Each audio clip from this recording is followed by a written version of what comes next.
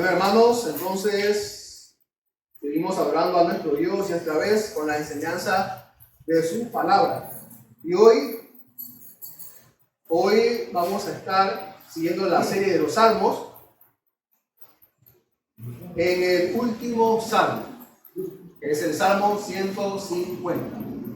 Salmo 150, un salmo, uno de los salmos populares, ¿no? Salmo 150. Me siguen allí en sus Biblias. Dice así: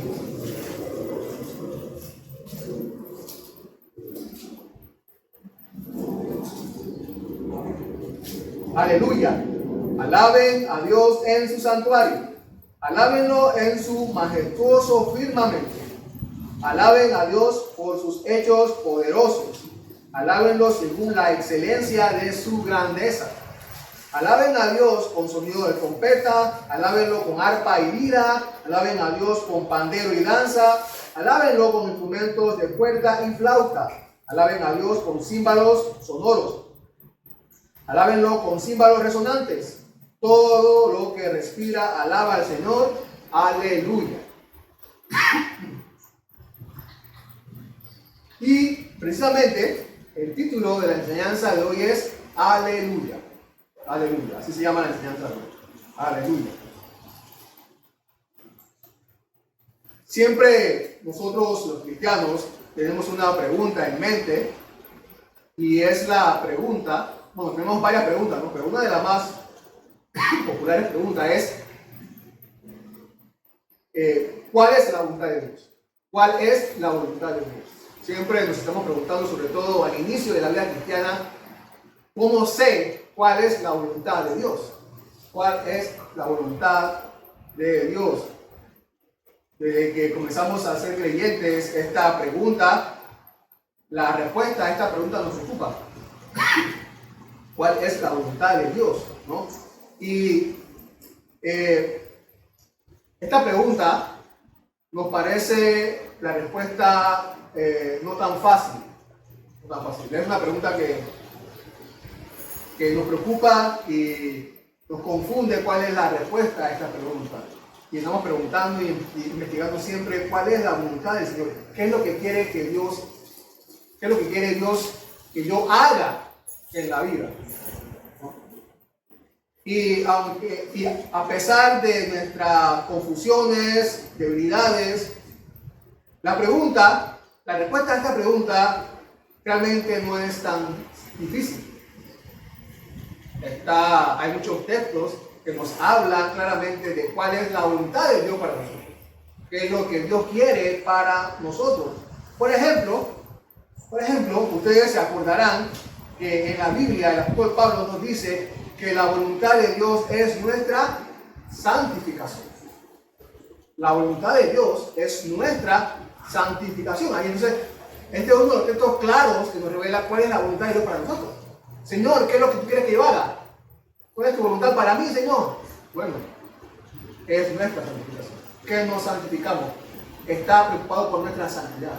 Otro texto también famoso que conocemos con respecto a cuál es la voluntad de Dios, también el apóstol Pablo nos dice que den gracias en todo, porque esta es la voluntad de Dios para con nosotros. Ahí está. Ahí está. Y también podemos citar otros textos también que se nos revela claramente qué es lo que Dios quiere que hagamos. ¿Cuál es la voluntad de Dios para nosotros? ¿No? También están estos textos a través de toda la Biblia que son mandatos. Que Dios nos ordena claramente qué es lo que Él quiere que hagamos. Y dentro de estos textos claros está el mandato de alabar al Señor. ¿Sí? Uno de los mandatos de toda la Biblia es que Dios quiere que lo alabemos. ¿Cuántas veces usted repite una orden que para usted es sumamente importante que se obedezca? ¿Cuántas veces la repite? Si para usted es importante que se obedezca una orden que usted da, ¿cuántas veces usted la repite? Muchas veces, ¿no es así? Todas las veces que usted crea necesario. para que se obedezca. Bueno, pensemos en este libro de los Salmos, ¿no? Que es el libro más largo de toda la Biblia. Y que uno de sus énfasis es que alabemos al Señor. Uno de sus mandatos claros que se repite a través de todo el libro es: alaben al Señor, alaben al Señor, alaben al Señor. Por ejemplo, podemos citar algunos versículos, no vamos a citar todos porque si no, no acabamos, ¿no?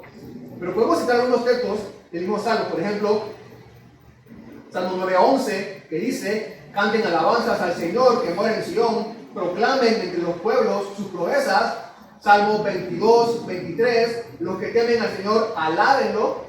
Salmo 34, canten alabanzas al Señor, ustedes sus santos, y alaben su santo nombre.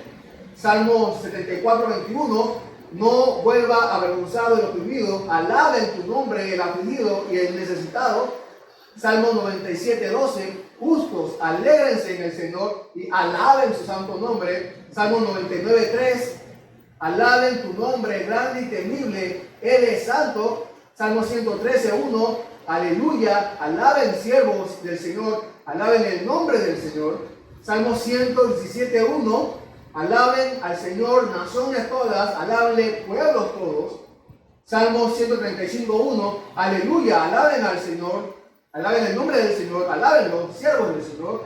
Salmo 148:1, aleluya, alaben al Señor desde los cielos, alábenlo en las alturas.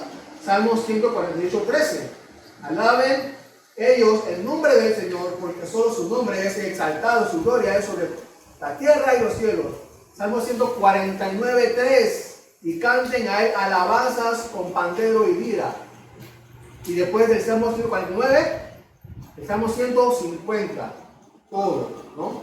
Alaben al Señor, alaben al Señor, alaben al Señor. Ahora, yo estoy seguro que ustedes creen, al igual que yo, que a un cristiano le debe nacer alabar al Señor, ¿no es así?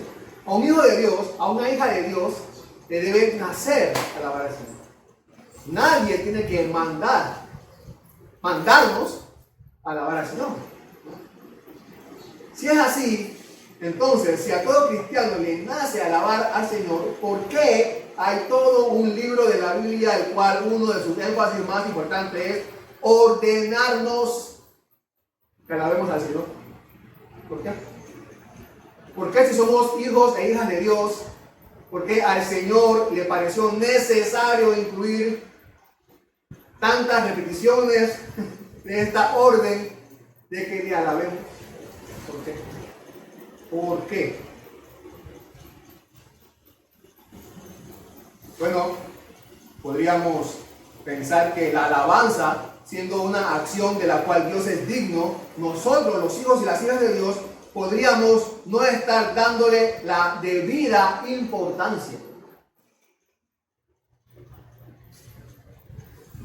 ¿Qué tan importante es para Dios que le obedezcamos en esto? Bueno, como dice la gente, para muestra un botón está este Salmo 150. Observemos que este Salmo, en el versículo 1, es tan importante para el Señor que nos responde a algunas preguntas aquí. Por ejemplo, el versículo 1 nos responde a la pregunta: ¿dónde alabar al Señor? El versículo 2 nos responde a la pregunta: ¿por qué alabar al Señor? En el versículo de 3 al 5 responde a la pregunta: ¿cómo alabar al Señor? Y en el versículo 6 nos responde la pregunta: ¿quiénes deben alabar al Señor? Todo lo que respira, ¿se acuerdan? Alaben al Señor. Ahora, antes de entrar al versículo 1, me parece curioso o necesario que hagamos una comparación con el primer salmo y el último salmo, ¿no? Porque algunos comentaristas bíblicos encuentran conexiones teológicas entre el primer salmo y el último salmo. Saben que el primer salmo se trata, ¿no?, de los dos caminos, ¿se acuerdan? Los caminos, los impíos y los justos, ¿no? Y acá este último salmo que habla acerca de alabar al Señor. ¿Cuál es la conexión? Habrá una conexión entre lo primero que dice Dios y lo último que dice Dios. Bueno, recuerden que en el Salmo 1, el hombre recibe de Dios. ¿Qué recibe? Bienaventuranza, ¿no? Bienaventuranza. En este Salmo 50, en el último, Dios recibe del hombre. ¿Qué recibe Dios del hombre? Alabanza. Alabanza. Dios hace al ser humano bienaventurado. Y el hombre, como respuesta final, le rinde alabanza. Ahí está la conexión.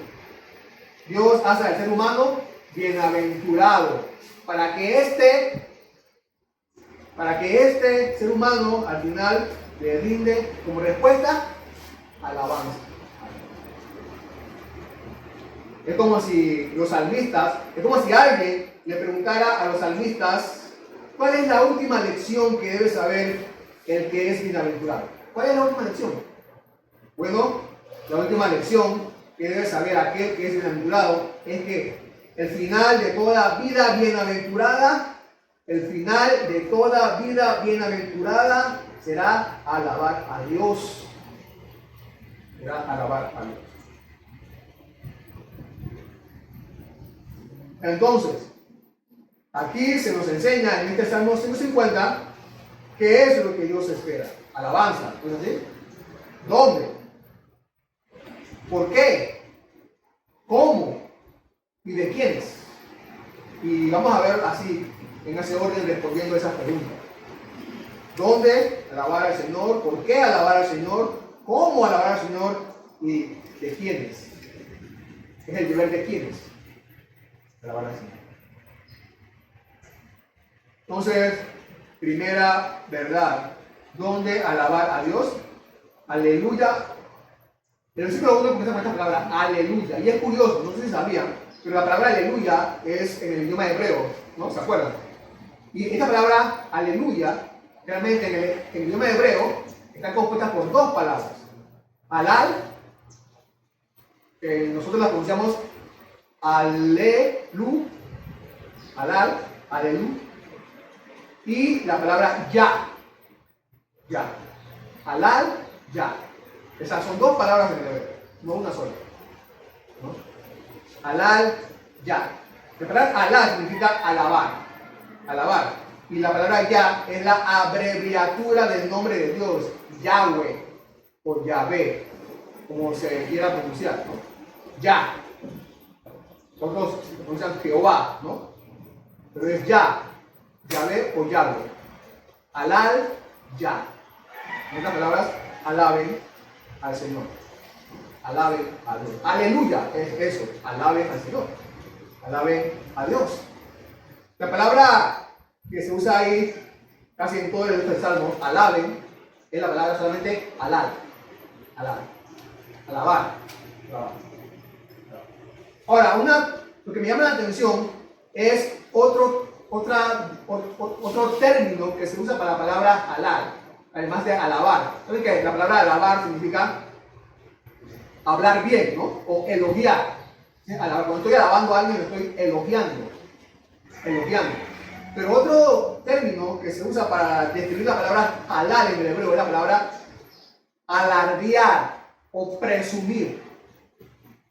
Tiene mucha conexión con alabar, ¿no es así? Por ejemplo, yo puedo decir, miren la camisa súper bonita que me compré.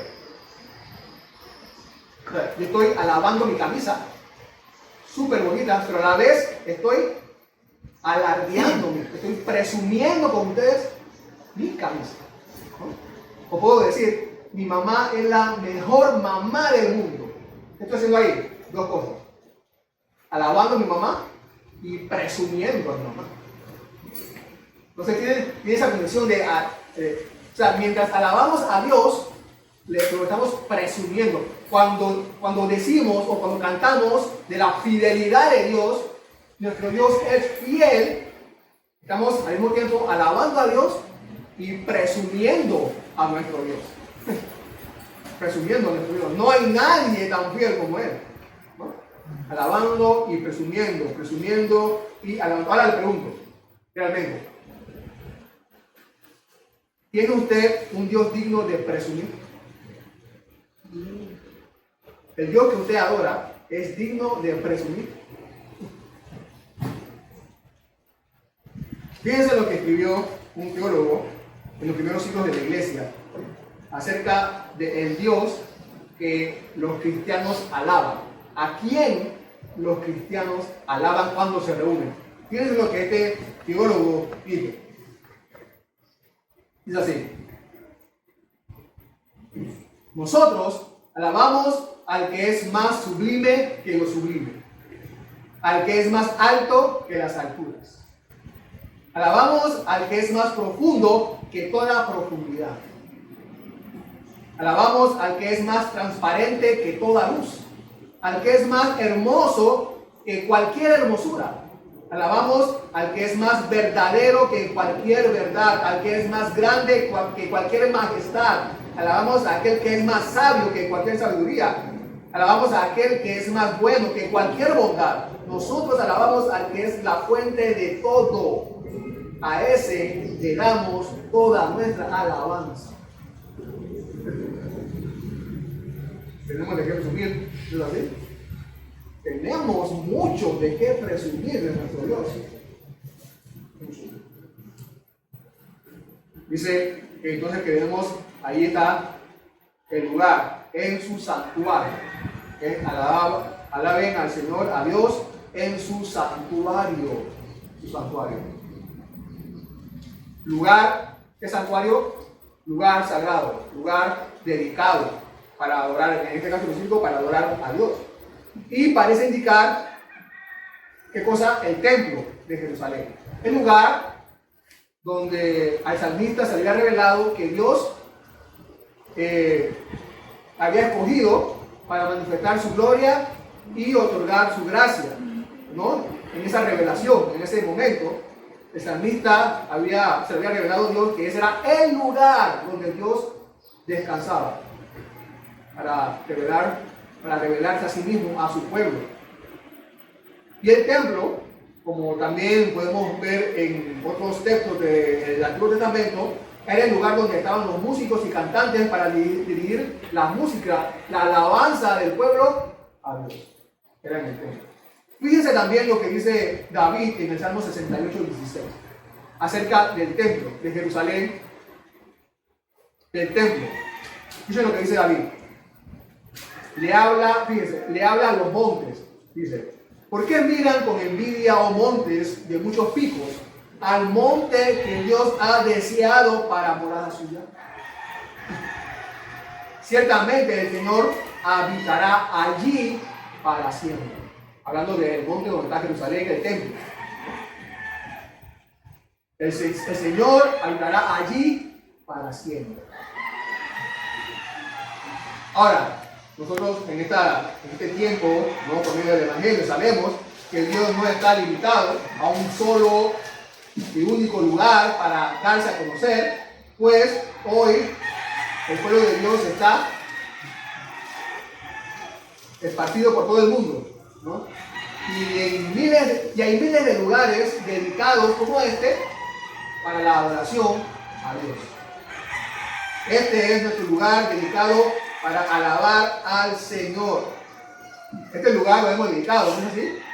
Para alabar.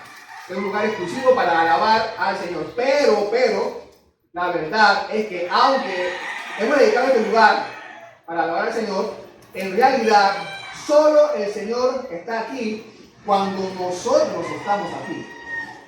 ¿Sí? Nosotros nos vamos y no es que Dios se queda aquí esperándonos hasta el domingo que viene. No es así. Si el Señor está ahora aquí, es porque nosotros estamos aquí. Esa es la realidad. El rey David tenía razón, fíjense. El rey David tenía razón cuando él escribió que en Jerusalén el Señor habitará para siempre. Él tenía razón cuando dijo eso. Pero la Jerusalén la Jerusalén en la cual el Señor iba a habitar para siempre, entendemos ahora que no era una Jerusalén hecha por manos humanas, sino que es la Jerusalén celestial. Así lo dice Juan, ¿se acuerdan? Ya lo hemos leído en otras ocasiones, muchas veces, Apocalipsis 21, 2 y 3. Y vi la ciudad santa, la nueva Jerusalén que descendía del cielo de Dios, preparada como una novia atallada para su esposo. Entonces oí una gran voz que decía desde el trono: el tabernáculo de Dios está entre los hombres, y Él habitará entre ellos, y ellos serán su pueblo, y Dios mismo estará entre ellos. La nueva Jerusalén, la Jerusalén celestial, que será entonces, hablando de la iglesia de Dios. Por eso Pablo en Efesios 2, 22 dice: en Cristo también ustedes son juntamente edificados para morada de Dios. Ahí está, morada de Dios. Nosotros, la iglesia, somos la morada de Dios para siempre. La Jerusalén celestial, la morada de Dios para siempre. Nosotros podemos decir, está bien, ¿no?, que este lugar es consagrado, dedicado para adorar a Dios, pero en realidad es la reunión de sus santos la que se vuelve el lugar a Dios, el lugar dedicado a Dios. Es la reunión de sus santos lo que se vuelve el lugar dedicado a Dios, donde Él recibe alabanzas. No hay lugar donde el Señor se deleite de manera tan especial como en la reunión de sus santos. Ese es su santuario, su morada. Somos, fíjense hermano, Dios Él mismo se ha hecho una morada. No hay morada. El mismo Salomón había dicho en la comisión del templo que Dios no puede habitar allí. Los cielos de los cielos no pueden contener a Dios. Dios Salomón. Pero Dios en el Evangelio nos ha revelado que nosotros, su iglesia, sí somos su morada, su santuario. Y si Dios mora en nosotros, es porque somos su santuario, donde Él recibe alabanzas. El Señor ha hecho esto con nosotros. El Señor se ha hecho una morada santa con el propósito de recibir alabanzas. Alábenlo en su santuario. Dios ha hecho su morada con el propósito. Ha hecho de su pueblo su morada con el propósito. Aquí es el lugar más, nosotros, su pueblo, somos el lugar más, o el lugar indicado donde Dios se deleita recibiendo adoración y alabanza. Entonces ese es un privilegio. ¿Dónde más? ¿En qué lugar? ¿En la presidencia? ¿En el Palacio de Diputados? ¿En la alcaldía? No. En su iglesia. Entonces, en su iglesia, donde Dios recibe las alabanzas debidas a su nombre. En su iglesia. También allí, al final del versículo 1, dice que alaben en su majestuoso firmamento. Hablando de todo el universo, ¿no?, que se une a la tierra y que nos enseña, o para indicar que tanto en la tierra como fuera de ella, Dios es digno de alabanza. Entonces, ahí se nos respondió la primera pregunta: ¿dónde alabar al Señor? Segunda pregunta: ¿por qué alabar al Señor? Alaben a Dios por sus hechos poderosos, por lo que ha hecho. Segundo, alábenlo según la excelencia de su grandeza, o sea, por lo que Él es, ¿no? Hay dos razones por qué alabar al Señor: por lo que Él ha hecho y por lo que Él es. Por lo que ha hecho y por su grandeza, por su excelencia, por la excelencia de su grandeza, por lo que Él es.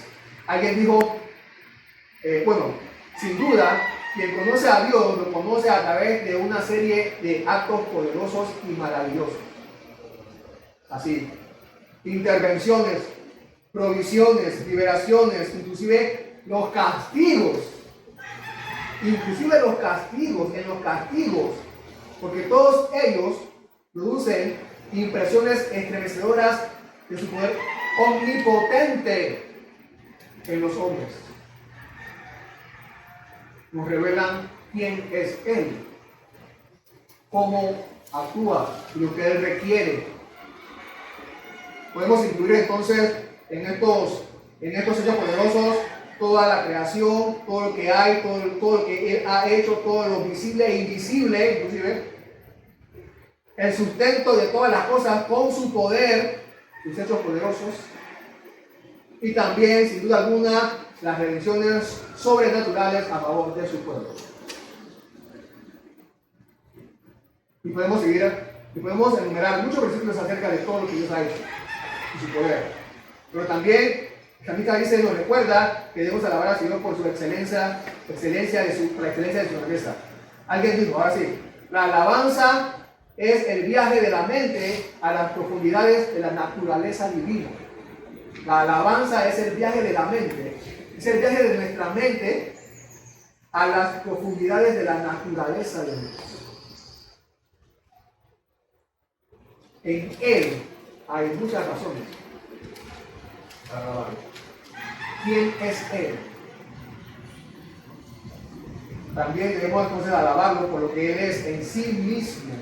Su carácter, el carácter de Dios, es apropiado para despertar la admiración devota e inspirar el afecto reverente y encender la alabanza sincera de todas sus criaturas. Su carácter es suficiente para eso. Todo aquel, inclusive, ahora nosotros sabemos que todo aquel que se vuelque a la historia de la humanidad para conocer lo que ha hecho Dios y cómo se ha revelado al ser humano, sin duda alguna, al final se topará con una persona que revela a Dios lo que Dios ha hecho y quién es Dios. Esa persona es Cristo Jesús. Cristo Jesús. Los escritores inspirados, incluyendo lo del Antiguo Testamento, hablan de Cristo como de alguien que era mucho más grande que cualquier descripción que se pudiera hacer de Él. Cristo tiene un nombre que es sobre todo nombre, en la tierra y en el cielo. Cristo tiene un poder que es en la tierra y en el cielo. En Él están, en Cristo, escondidos todos los tesoros de la sabiduría y el conocimiento. Su amor es más grande que o sobrepasa todo conocimiento.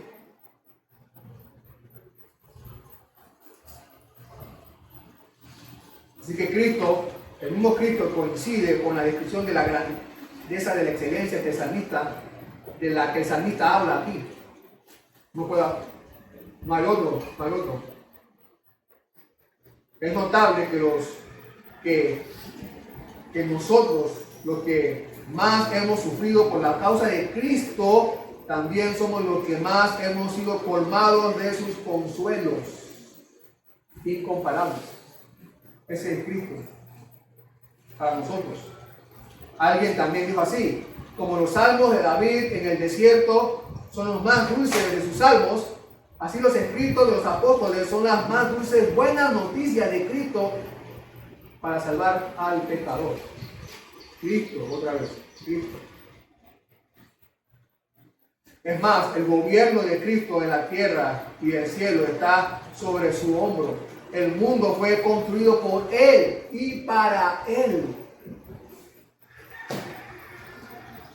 Con este mismo propósito, para que fuera el escenario de este mundo, de su gobierno divino, lleno de gracia y de la gran obra de la redención salvadora para el ser humano. Esa es la grandeza. Ningún ser puede mostrar más excelencia de grandeza.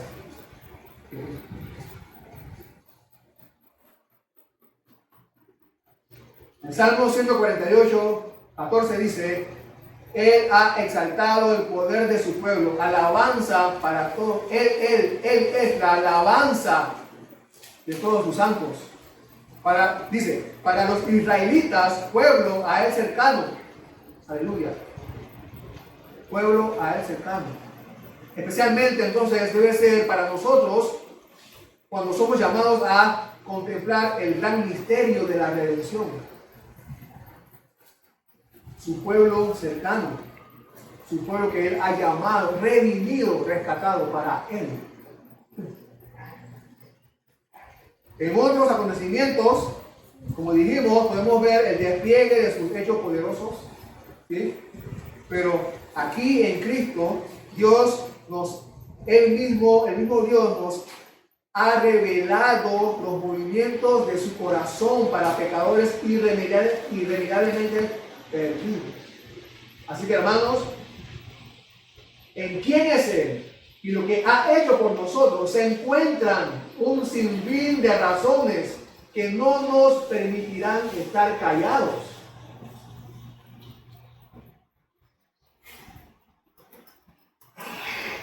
Decimos, como el salmista entonces dice en otro lugar, alabarle no puede estar sino de continuo en nuestra boca. Mientras existan esas razones, nuestra boca no puede callar. Y bueno, entonces ya hemos respondido dos preguntas: ¿dónde y por qué? ¿Dónde y por qué?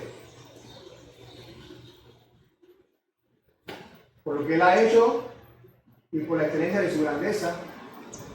¿Quién es Él? Lo que ha hecho por nosotros.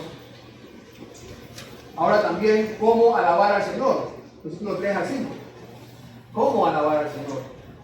¿Cómo hacerlo? Ahora, antes de ir a esa verdad específica, quiero compartir con ustedes algunas aclaraciones de paso. ¿Sí? Porque aquí vamos a hablar de instrumentos y usted sabe que esto ha sido muy controversial en la iglesia, ¿no? ¿Qué instrumentos se usan? ¿Cuáles no se usan? ¿No? ¿Usarlos? ¿No usarlos? Entonces, es verdad que en el Nuevo Testamento no hay mención de instrumentos, es verdad, no hay mención de instrumentos, la oración pública no las hay, pero se habla de cantarle a Él, ¿no? Hablando entre ustedes con salmos, ¿no? Himnos.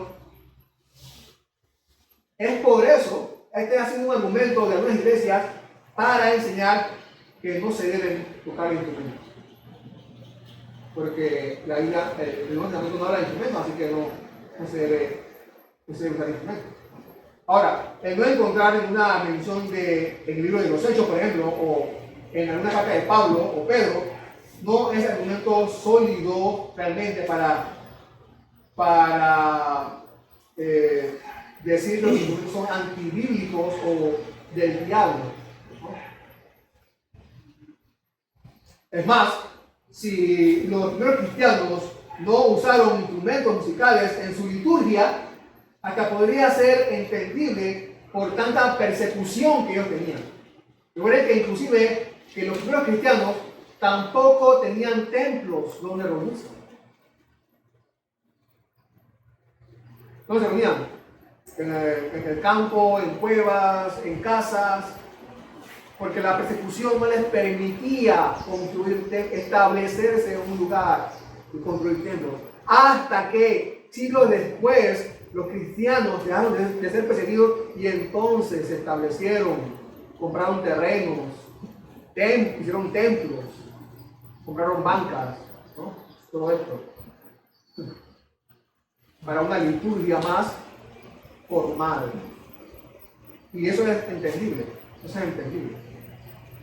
Ahora, en este texto se mencionan diferentes tipos de instrumentos, ¿no? Leyeron, ¿no? Címbalos, arpas, flautas, liras, para alabar al Señor. Y todos los comentaristas bíblicos están de acuerdo en que los instrumentos aquí mencionados, aquí en estos instrumentos mencionados, entran todos los tipos de instrumentos musicales que se han inventado y que se puedan inventar. Cuerda, flauta, percusión, todos entran aquí. Todos. Pero, hermanos y hermanas, lo que muchas veces nosotros pasamos por alto es que en la misma Biblia encontramos restricciones para el uso de los instrumentos musicales, sobre todo en el templo. Si vamos a argumentar que en la Biblia, en el Salmo 150, que nos habla de muchos instrumentos, también tenemos que estudiar y ver que en el Antiguo Testamento mismo se nos dice que había restricciones para el uso de instrumentos en el templo. Algunos estudiosos dicen que no todos los instrumentos eran permitidos en la liturgia del templo. No todos. Por ejemplo, les leo algo. No podemos leer todos los textos porque si no nos pasaríamos de la hora, pero ustedes pueden leer, pueden seguir investigando si quieren, ¿no? Por ejemplo, voy a leer solamente dos textos. Segundo de Crónicas 29-25 dice que luego Ezequías situó a los levitas en la casa del Señor con címbalos, arpas y con liras conforme al mandamiento de David y Gad, el vidente del rey y del profeta Natán, porque el mandamiento procedía del Señor por medio de sus profetas. Entonces, parece que había una instrucción, un mandamiento de parte de Dios a David de que estos eran los instrumentos que debían usarse en la liturgia del templo.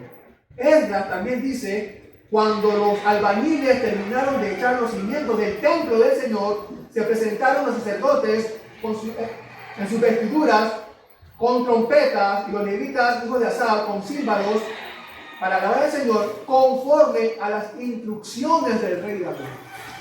Había unas instrucciones, había unos mandatos que señalaban cuáles eran los instrumentos que podían usarse en la liturgia del templo. Ahora, los judíos alababan al Señor, con todo tipo de instrumentos, sí, fuera del templo. Con algunos otros tipos de instrumentos, sí, fuera del templo.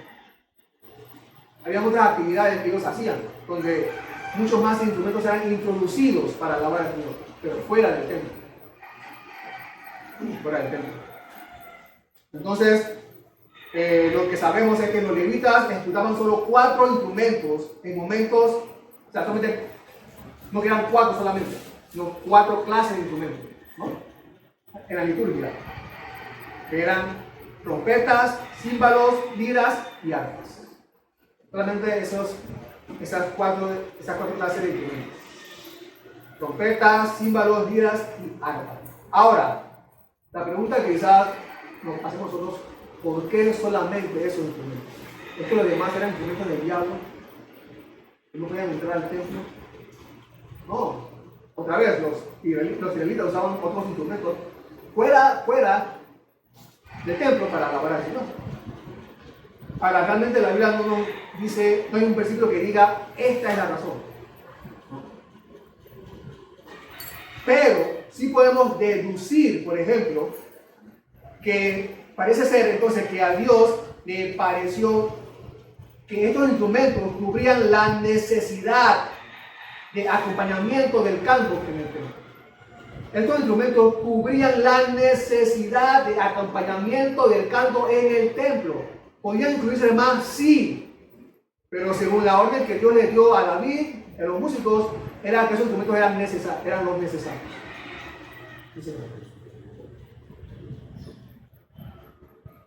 No había necesidad de introducir otra clase. Otra vez, otras festividades se incluían sí, pero en la liturgia, en el templo, no. Hermanos, entonces aquí se nos recuerda que la adoración congregacional a Dios nunca debe ser un espectáculo de talentos de los músicos o de los cantores. Para eso no es el culto. Hay otros contextos. Hay otros tiempos, otras ocasiones donde podemos hacer un festival de talentos musicales. No se prohíbe hacer. Pero el culto a Dios no es para el espectáculo de talentos. Así que debe haber instrumentos, los instrumentos necesarios para acompañar el canto a Dios.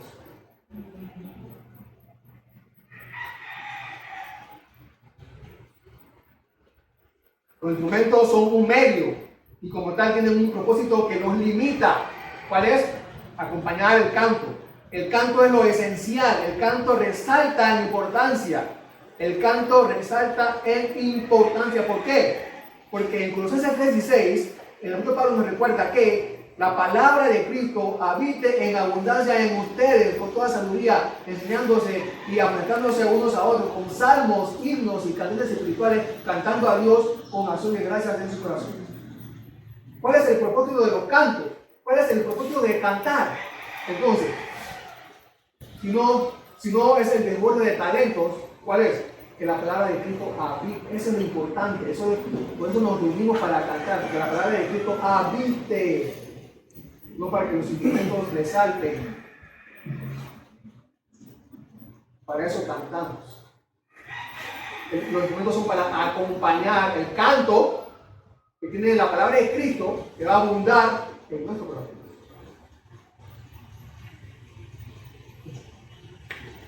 Ahora, también se habla de la danza, y no quiero pasar al punto principal antes de... Porque el pastor y la danza, ¿por qué no danzamos aquí, pastor? Yo tengo el talento de la danza, pastor, ¿qué quiero danzar? Ahora, cuando leemos la Biblia, hermanos, cuando leemos el Antiguo Testamento, nos damos cuenta que la danza era hecha en ocasiones especiales. Primero que todo, no eran hechos cada sábado, cada domingo. No era una actividad semanal la danza. Era hecha en ocasiones especiales que se danzaba.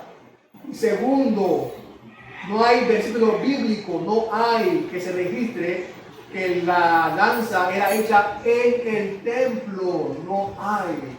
Era prohibido danzar en el templo. En el templo. Además de que en el Nuevo Testamento ni siquiera se menciona la danza tampoco. Si no hay instrumento, mucho menos la danza. ¿No? De los primeros cristianos. Entonces, era prohibido la danza en el templo. ¿Cuál es la razón? ¿Cuál es el argumento de la danza de hoy día? Muchas iglesias. ¿Cuál es? ¿Por qué danzan? No, porque David danzaba. Danzamos porque David danzaba.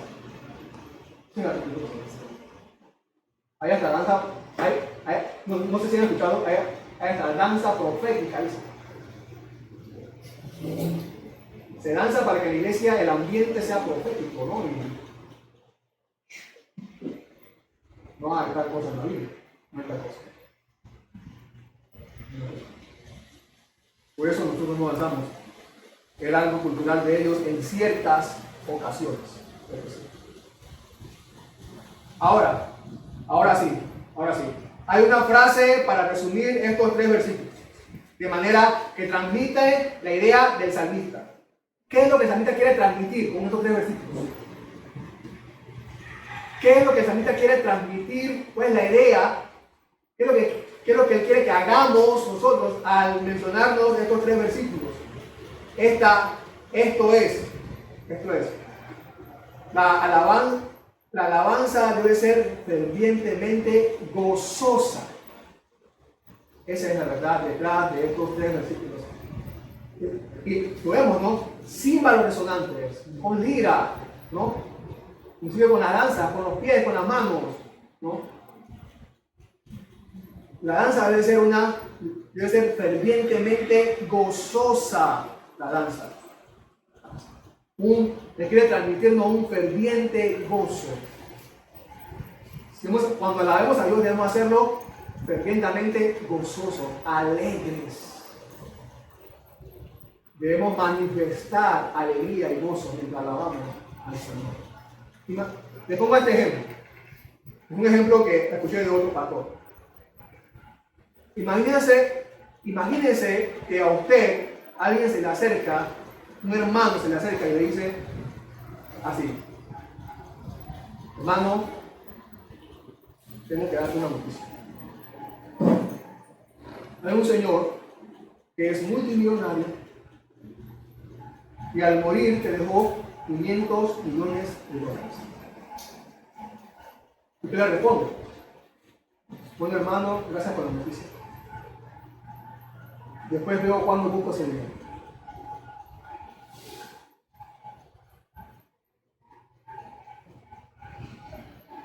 ¿Usted reaccionaría así? ¿Cómo usted reaccionaría cuando alguien le dice: un millonario te ha dejado 500 millones de dólares? ¿Qué usted haría? Saltaría, ¿no? O sea, gritar. Y de una sale corriendo a buscar esa plata. Ferviente, gozoso, contento, alegre. Y ninguna tragedia que le pase en el camino le quitará ese gozo.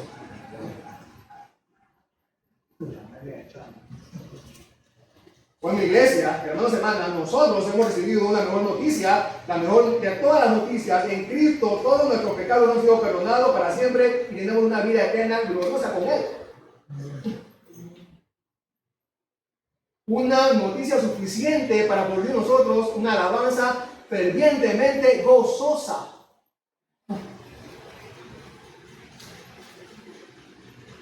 Los ángeles le dicen allí, cuando nació Jesús, dice, pero el ángel les dijo, no teman porque les traigo buenas nuevas de gran gozo.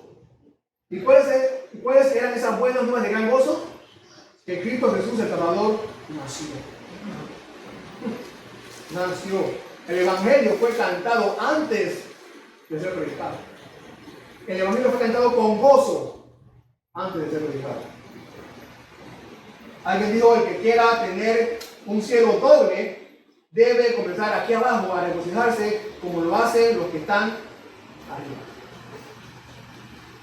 Por supuesto, hermanos, tenemos también que aclarar, por supuesto, que en la alabanza nuestras emociones no deben caer en el descontrol. Estamos hablando de eso, ¿no? No debemos caer en el descontrol. Hay un orden también, como la Biblia nos enseña, ¿no?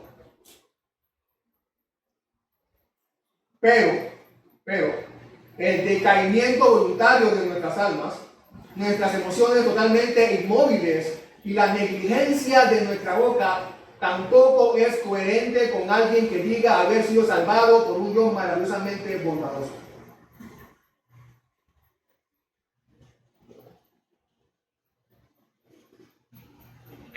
Si hay algún deber donde debamos aplicar el mandamiento de háganlo de corazón, es en el deber de alabar al Señor. Debemos alabar al Señor con el corazón.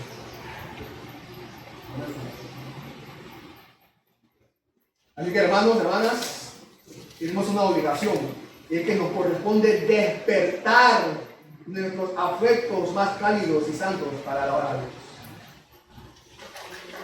Nos corresponde despertarlos, pues sabemos quién es nuestro Dios. Ahora, número 4 y último, pregunta a responder: ¿quiénes deben alabar al Señor? Todo lo que refiere a alabar al Señor. Todo lo que refiere a alabar al Señor. Ahora, aquí no parece, todo no parece un llamado dirigido al universo, a las estrellas, a los animales, no, sino al ser humano, por el contexto, ¿no? En su santuario, con instrumentos, todo esto, ¿no? Por las razones, ningún animal puede razonar, puede saber cuáles son las razones para alabar al Señor, ¿no? Me parece ser dirigido más que todo al ser humano y a todo, eso sí, a todo ser humano sin excepción alguna. Los que son hijos de Dios y los que no son hijos de Dios, ¿no?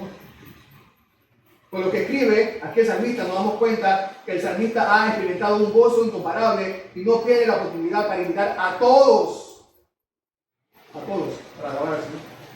Y si nosotros hemos experimentado el mismo gozo del salmista, al alabar a Dios debemos también sentir la misma urgencia de invitar a muchos más a participar de estas alabanzas nacidas de un corazón transformado por la gracia divina. Vengan todos a alabar conmigo al Señor. Podemos hablar de que alabar a Dios también se vuelve un privilegio, pero aún así, si hay alguien que no está gozando de estos privilegios que nosotros conocemos, al alabar al Señor, estas personas tienen que saber que es su deber alabar al Señor.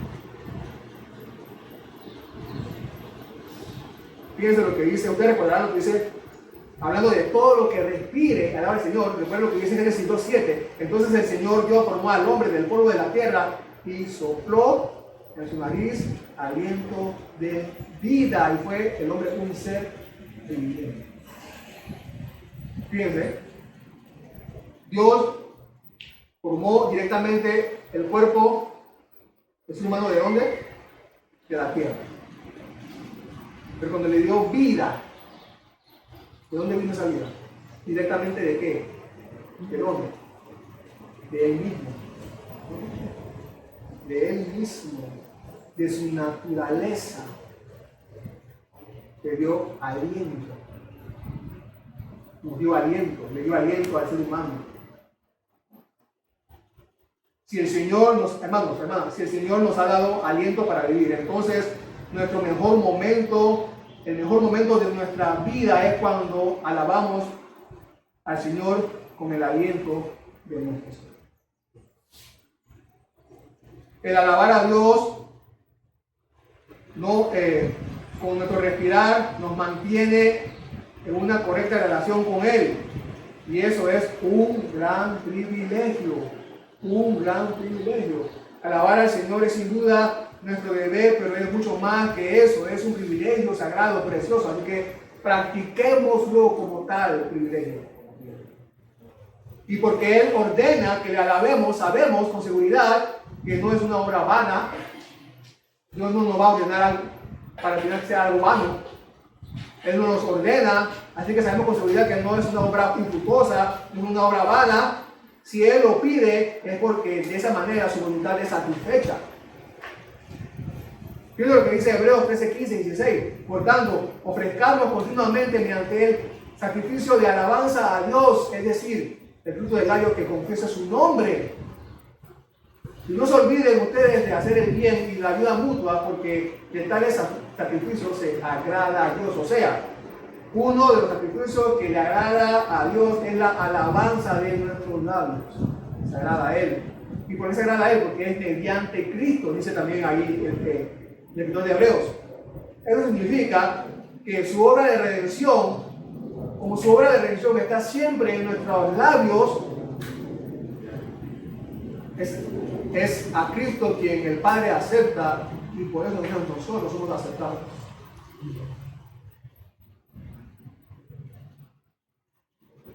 Y a Él le agrada. No sé si ustedes han escuchado una canción que se llama Lo que le agrada, de Dani Berríos.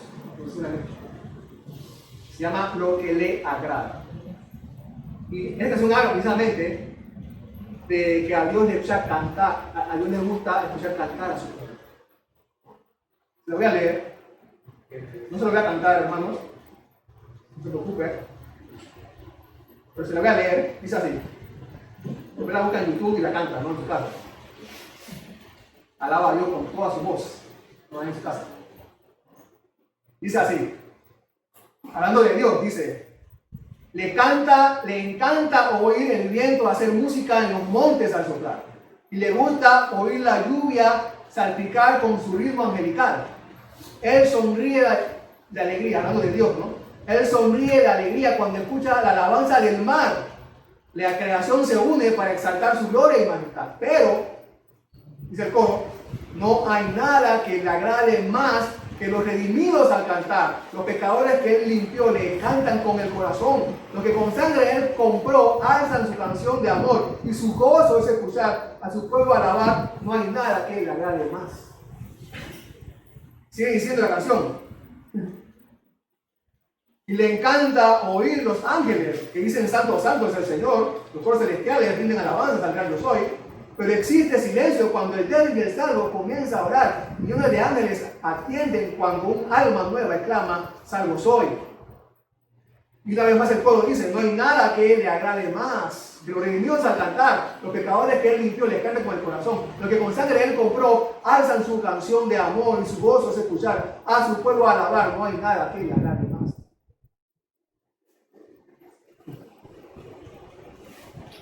Los santos ángeles, ustedes saben, adoran a Dios con el más intenso ardor y la más humilde reverencia. Sin embargo, Él se complace en escucharnos nosotros, pecadores débiles, comprados por la sangre de Jesús. Así que, hermanos, debemos notar entonces, para ir terminando, cuán importante es este salmo en la vida de nosotros. Lo importante es, porque ustedes que conocen este libro de los salmos de manera general, ¿no? Vemos que los escritores hablan de sus enemigos, se quejan contra Dios, ¿no? Hablan de sus confusiones, hablan de sus debilidades, lloran delante de Dios, ¿no? Pero también alaban al mismo tiempo terminan, o más bien terminan alabando al Señor. Cuando hacemos un recorrido general en este libro de los Salmos, vemos algún avance, ¿no? Donde el salmista exclama que Dios es su salvación, pero después, de manera, de repente se queja, es como que su madurez se detuviera y luego vuelve a avanzar otra vez, alabando al Señor. Y este es un reflejo de la vida cristiana. Y también lo podemos inclusive ver más especialmente en nuestras oraciones. Cuando oramos, levantamos nuestra voz a Dios, ¿no? De ruego, Señor, escúchanos. No sabemos qué hacer, estamos confundidos. ¿Por qué a mí, Señor? Pero también, porque de repente sale de repente del corazón una alabanza al Señor.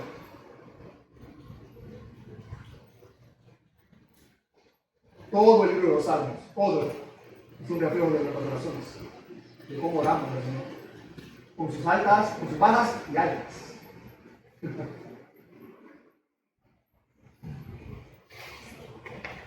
Pero la verdad, hermanos, la verdad que sobresale es que cuando alabamos a nuestro Señor, mostramos o evidenciamos nuestra esperanza de un triunfo final y eterno. Si alabamos a nuestro Señor es porque tenemos una esperanza de un triunfo final.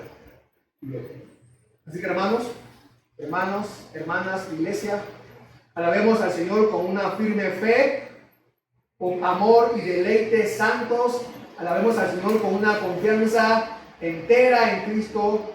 Alabemos al Señor con un triunfo certero sobre los poderes de las tinieblas. Alabemos al Señor con un deseo ferviente hacia Él, una satisfacción plena en Él. Alabemos al Señor con una alegre sumisión a todos sus mandamientos. Alabemos al Señor regocijándonos en su amor y gran bondad. Alabemos al Señor promoviendo inclusive los intereses del reino de su gracia, invitando a otros también. Alabemos al Señor con una vida de esperanza y en espera del reino de su gloria en Cristo Jesús. Aleluya. Oremos, Señor, gracias por recordarnos, Señor, esta verdad, Señor. Nosotros, en nuestro corazón, Señor, tú nos has dado vida nueva, un nuevo aliento para vivir, Señor. Pero cuántas veces hemos sido negligentes, Señor, en nuestra alabanza a ti. A veces pensamos, Señor, que tú nos necesitas, pero no es así. Los que necesitamos somos nosotros, Señor. Tú eres digno de alabanza por lo que has hecho, por quién eres, Señor. O sea, por todo lo que tú nos das. Provees, Señor, todo lo que necesitamos. No nos hace falta ningún bien. Tú eres nuestro proveedor, Señor. Y que tu gracia nos ayude a que de continuo en nuestros labios siempre haya alabanza para ti, Señor. Ahora y siempre. Que aquí, Señor, nos preparemos para la tierra nueva y el cielo nuevo, Señor, donde te alabaremos por siempre. Señor, gracias por todo. Amén.